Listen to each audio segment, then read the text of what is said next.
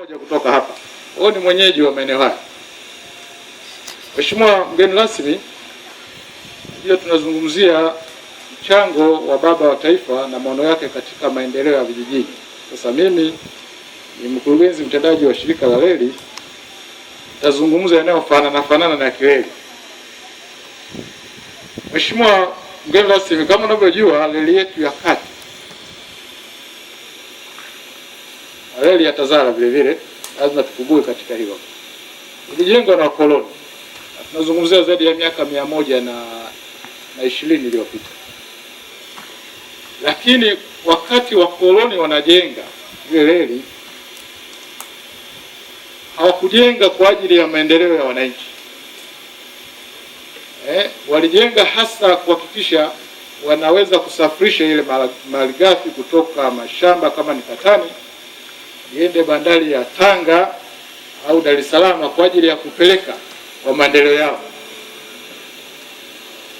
Kwa hiyo kwa maana ya reli kuifanya hiyo ya Watanzania na maendeleo ya nchi yetu, baba wa taifa ndio alianza kulifanya hilo katika uongozi wake. Nakumbuka Mheshimiwa mgeni rasmi, najua wewe ulikuwepo katika wakati huo na mzee wangu Wasira. Kulikuwa na matawi kama Mruwazi yalijengwa na uongozi wa baba wa taifa, na hiyo ilikuwa na maana ya kuunganisha reli ya kati na reli ya Tanga, kwa sababu Tanga ilikuwa isolated, yaani ilikuwa kivyake, inatoka Tanga inaenda Arusha. Kwa kuwepo lazima kuwepo na link line pale katikati. Kwa haya yalifanywa na serikali ya baba wa taifa kwa wakati wake.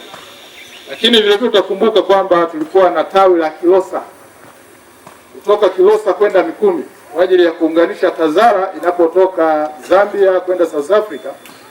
Wanafanya transshipment kwa lugha ya Kiingereza, lakini kwa lugha ya Kiswahili kubadilisha mizigo inayotoka sehemu za kusini. Juhudi hizo zilifanywa na baba wa taifa, ujenzi huo. Lakini vile vile Mheshimiwa mgeni rasmi, utakumbuka kuna tawi la kutoka Manyoni kwenda Singida, ilijengwa kwa wakati wa baba wa taifa. Reli ya Mpanda pamoja na ilijengwa na wakoloni wakati ule, kuna wakati ilikufa, lakini kuirudishia kwa maana kwamba iendelee kuhudumia wananchi wa kawaida, kwa sababu tunazungumzia haya ni maeneo ambayo yanaunganisha wananchi wa kawaida kabisa. Na mantiki unaweza kuiona ni kwamba lazima wakulima wanapokuwa wanafanya shughuli zao wawe na uwezo wa kutoa ile bidhaa kutoka kule kwenye mashamba kuifikisha kwenye masoko ambayo ni mjini. Kwa hiyo unaweza kuona kwamba mchango wa reli ulikuwa na mchango mkubwa sana katika maendeleo ya vijiji vyetu, na unaweza kuona kwamba kila sehemu ambapo reli ilikuwa imepita, na kuna sehemu zingine ambazo kama kutoka Manyoni kwenda Singida, najua sasa hivi lile tawi liliachwa, lakini Mheshimiwa mgeni rasmi, tunataka kuhakikishia kwamba hilo tawi tutalirudisha kama ambavyo tulifanya kurudisha reli ya kutoka Tanga kwenda Kilimanjaro. Tunarudisha sasa hivi reli ya kutoka Kilimanjaro kwenda Arusha ambayo iliachwa karibu miaka 36. Tutarudisha tawi la kutoka Manyoni kwenda Singida kwa sababu ina nguvu kubwa sana kwa maendeleo ya watu wetu wa vijijini na kutoa mazao si tu kwa Singida, kwa sababu naangalia vivyo hata mkoa wa Simiyu uko karibu sana, nazungumzia karibu kilomita kama 90-100 pale watu wameacha, nafikiri kilomita 70 kutoka pale Meatu kuja hapa Singida. Unapokuwa na hiyo reli inahudumia wakulima wengi sana. Kwa ni mahala ambapo kwa kweli unaweza kuona presence yake kila siku unapokuwa unafanya kazi. Lakini hata hiyo picha ukiangalia kama baba wa taifa alivyochukua, unaona ile proud, yani ile kuona kwamba ana katika mtazamo wake kama shirika la reli ana matazamio gani. Na sisi kama vijana wa taifa hili ambao tumepewa dhamana na Mheshimiwa Rais watano kuongoza hii taasisi, tunajua huo wajibu, na baba wetu wa taifa, muasisi wa taifa letu, matarajio yake kwa shirika letu la reli. Na tunapokuwa tumekalia hivi viti, ukiacha ile picha aliyokuwa nayo, lakini vile vile tunakuwa na hiyo nyuma kwamba hili sio jambo ambalo baba wa taifa alikuwa analichukulia kimzaha, lakini vile vile pale kuna certificate ambayo baba wa taifa alisaini yeye mwenyewe mwaka 79. Mwaka 78 tulikuwa na vita na jirani zetu. Tutakumbuka kwamba sehemu kubwa ya vifaa vya kivita vilisafirishwa na reli kutoka sehemu mbalimbali ya makambi ya majeshi yetu kuja Mwanza, na pale tuna certificate ambayo baba wa taifa mwenyewe alisaini akilipongeza shirika la reli kwa kazi nzuri.